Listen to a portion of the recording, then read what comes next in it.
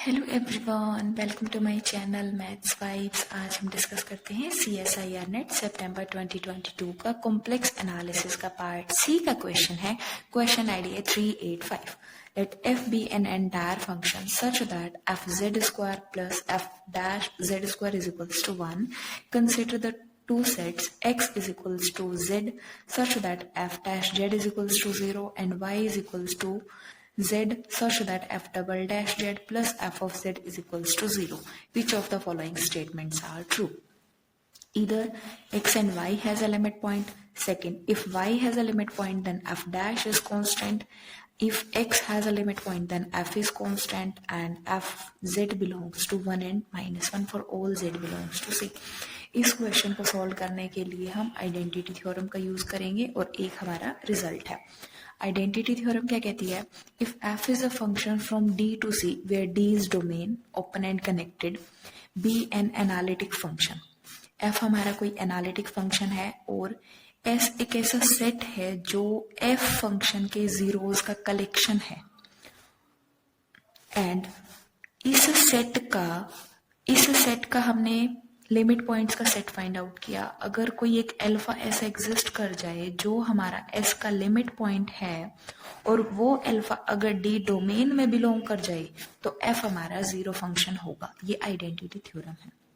Second जो result है वो ये है, अगर दो एनालिटिक फंक्शन का प्रोडक्ट जीरो के इक्वल है तो उनमें से एक one of the must be identically zero, एक हमारा जीरो होगा। नेक्स्ट एक और रिजल्ट होता है कि अगर कोई फंक्शन f हमारा एनालिटिक फंक्शन है तो f डैश भी एनालिटिक होगा। इसको हम सॉल्व करते हैं। सॉल्व करने के लिए हमें सबसे पहले हमें ये कंडीशन दी गई है कि फंक्शन हमारा इस कंडीशन को सेटिस्फाई करता है, f of z whole square plus f dash z of whole square is equals to 1। इस इक्वेशन को हम डिफरेंशिएट करते हैं। So 2f of z f dash of z plus 2f dash of z and f double dash of z is equals to 0. So f dash of z ये हमने common निकाल लिया। So क्या बचा? f of z plus f double dash of z is equals to 0. f हमारा entire function है, सो F Z भी entire function होगा, f डबल डैश भी हमारा एंटायर फंक्शन होगा। सो ये इस रिजल्ट ने बोला कि if product of two analytic function is zero then one must be identically zero. ये भी एनालिटिक फंक्शन है, ये भी एनालिटिक फंक्शन है, दोनों का प्रोडक्ट जीरो है तो एक ईदर और में जीरो होंगे। So either F dash Z is equals to zero और F of Z plus F double dash Z is equals to zero. ये हो जाएगा। अब हमने कहा इफ अगर f dash z is equals to 0 है, अगर f dash z is equals to 0 है for all z belongs to c, for all z belongs to c, तो x पूरे कॉम्प्लेक्स के सेट के बराबर हो जाएगा, x हमारा कंप्लीट c के बराबर। या फिर और सेकेंड केस, अगर F Z plus F double dash Z is equals to 0 हुआ for all z belongs to c, इससे क्या इंप्लाई होगा? y हमारा c के बराबर होगा। जब x हमारा c के बराबर है या फिर y हमारा c के बराबर है तो कंफर्म है इनके पास लिमिट पॉइंट एग्जिस्ट करेंगे। सो फर्स्ट ऑप्शन में यही बोला कि ईदर x और y has a limit point. So first option हमारा करेक्ट हो गया। नेक्स्ट क्या कह रहे हैं? If y has a limit point then f dash is constant.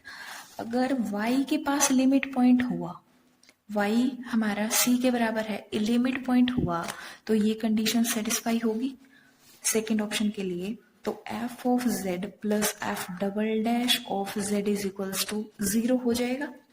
तो f डैश हमारा कांस्टेंट होगा। इसको कॉन्ट्राडिक्ट करने के लिए हम एक फंक्शन f z कंसिडर कर लेते हैं, साइन z। f z हमारा साइन z है, सो f डैश क्या हो जाएगा? कॉस ऑफ z और f डबल डैश हो जाएगा माइनस साइन ऑफ z। जो F Z is equals to sine Z है वो हमारा इस कंडीशन को भी सेटिस्फाई कर रहा है। F Z square is sine square Z plus cos square Z, उसकी वैल्यू 1 होती है।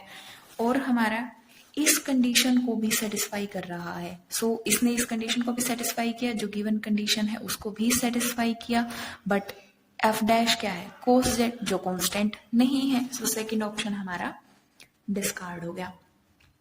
वैसे ही अब हमारा जो F Z is equals to sine Z है, उसने कंडीशन फुलफिल कर दी, तो एफ जेड 1 और -1 ही होंगे for all Z belongs to C, ये ऑप्शन भी हमारा डिस्कार्ड हो गया। Next third, if X has a limit point then F is a constant. Third के लिए अगर एक्स के पास लिमिट पॉइंट है, एक्स के पास लिमिट पॉइंट है, तो एक्स किसके बराबर हो जाएगा, सी के बराबर हो जाएगा। और एक्स सेट में वो जेड आ रहे हैं जिनके लिए F dash Z is equal to 0 है, मतलब X is the collection of zeros of F dash Z, और एक्स के पास लिमिट पॉइंट भी है।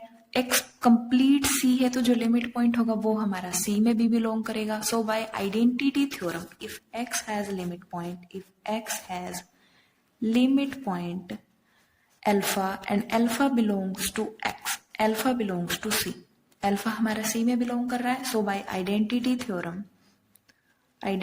थ्योरम जो एफ डैश जेड है वो हमारा आइडेंटिकली 0 हो जाएगा for all Z belongs to C, identically 0। जब एफ डैश जेड 0 है, सो एफ ऑफ जेड क्या होगा, कांस्टेंट।